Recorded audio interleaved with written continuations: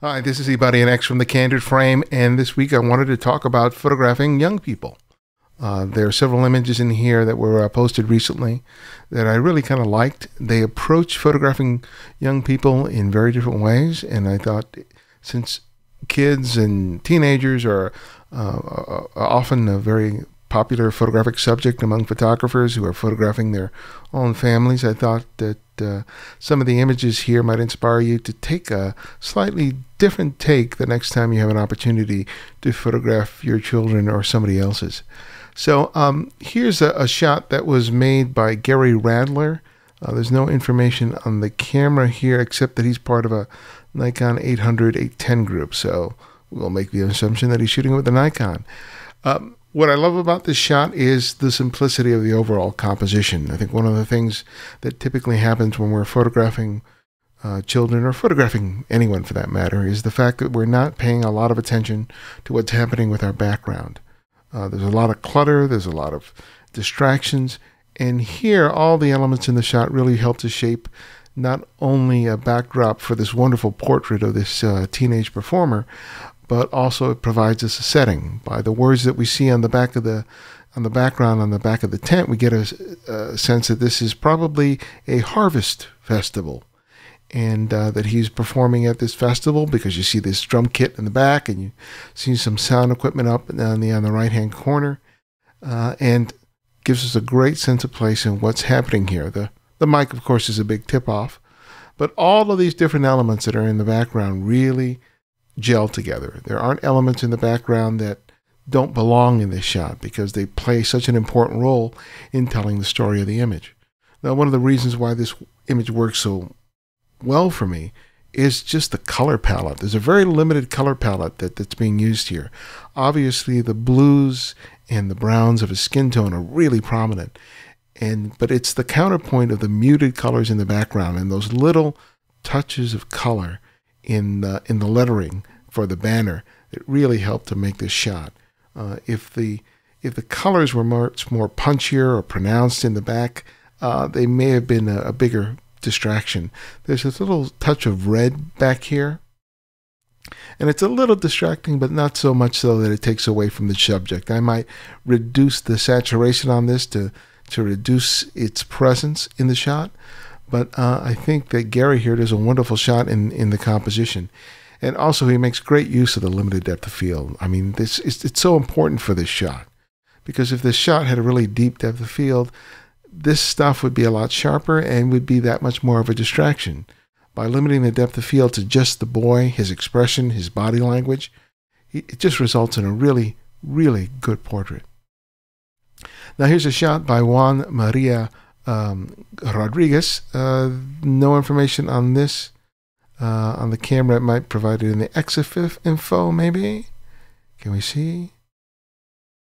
Nothing immediately available here, but that's not important. The fact here is that we're not seeing the details of these children's faces, but we immediately know they're children just because of the scale of their body in relationship to the bucket and the wall. And we immediately know that they're kids.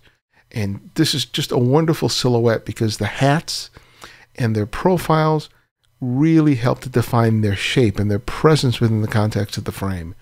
And I love just the presence of the shadow here, but we have just enough detail here with this bucket here to provide some detail here in the shadows and provide a really important sense of scale, because I think that bucket helps us, along with the overall presence of the children's bodies here, to let us know that we're dealing with kids here.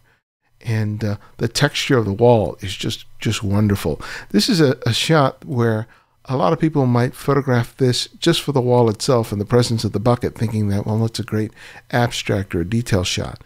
But by having the kids there, it just makes it a remarkable image. I think that it's really tough when you have more than one figure because sometimes their position may not be ideal. And I think what's really critical here is having this separation. There's just a couple of inches here, millimeters, with respect to the frame itself that separates this boy from this boy here.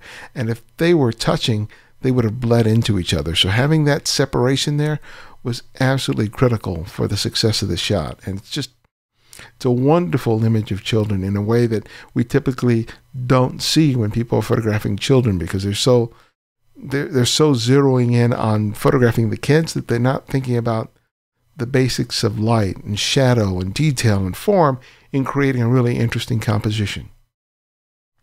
Now here's a lovely shot by Dan Kane, shot with a Fuji XC1 with a 35mm lens, giving the equivalent of a 15mm, I believe. And here it's just the color palette. I mean, the girl is lovely. She has a great natural expression. The body language here is really great. We get some wonderful colors here. We got the blues, the greens, the reds, the whites, the yellow of her hair, and the haystack and the bay hail. Great interplay of color here. But I really like the body language. There are a lot of triangles here. I mean, you got this triangle that's created by the flag draped across her shoulder and her body. We also have the triangle that's created by the formation of her legs here. And that sort of helps us in terms of the overall graphic nature of the shot. And also you just have the leading line of her legs sort of leading us into the frame, and it leads us to this area where we have this, not only this bright area, but we have this great color contrast, and all of this stuff ends up leading up to her face. And then we kind of, this line sort of brings us over here, and then we go full circle. So it's working beautifully here. The only caveat I have is that I believe Dan was probably using this with the auto white balance, and because this was shot on an overcast or cloudy day, there's a slight bluish color cast to her skin tone. You could probably warm it up by just adjusting the white balance slider just a little in order to provide it a little warmer skin tone.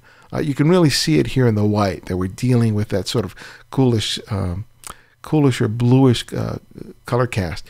That's pretty typical when you're using auto white balance on any camera under these kind of lighting conditions. If you use the cloudy or shade preset, you'll find that you'll get a more consistent, warmer tone to the overall image, which is really helpful when it comes to skin tone. Now here's this last shot made by Chris Butano. This kid playing with us, kicking a soccer ball, and this is just a wonderful shot. We often see photographs of people photographing their children playing sports. He's just playing with the ball here, so the advantage that Chris had is that he could get up close and personal. And what he does, he gets up close, he gets down on ground level, so he's actually shooting up on the child, and he had a great sky to serve as a wonderful backdrop. And then on top of all of that, he just times it right to get a really great moment in terms of the body language, the outstretched arms, the position of the legs, all of that just come together in a magical, magical way. We often shoot down at children. We're often shooting at a good distance away from the kids. And for this shot to work, you had to get close. They're using a wide-angle lens. I don't know what the focal length is. I probably think that it's probably somewhere around 28mm or probably a little wider. But, you know, when you're working with 28 and 24 or even 20mm, you got to get up close. And I think this shot is reflective of the first shot in that, look at the background. Everything in the background belongs there. It provides us a sense of place, and there are no distracting elements.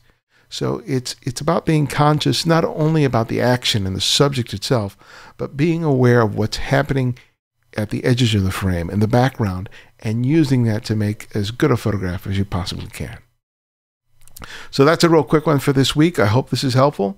I'm really enjoying taking a look at the photographs. It blows me away how good the images are. I just don't have enough time to talk about all of them. But nevertheless, I'm hoping that you're looking at these pictures and being inspired, and that you have a great weekend shooting this weekend, because I know the weather may not be ideal for everybody, but nevertheless, if you can get out and shoot regardless of the weather, go out and make some great photographs. And don't forget that this show revolves around the Candid Frame, my podcast in which I feature interviews with some of the world's best photographers, and you can find us at thecandidframe.com. So that's it for me, and I'll see you next time.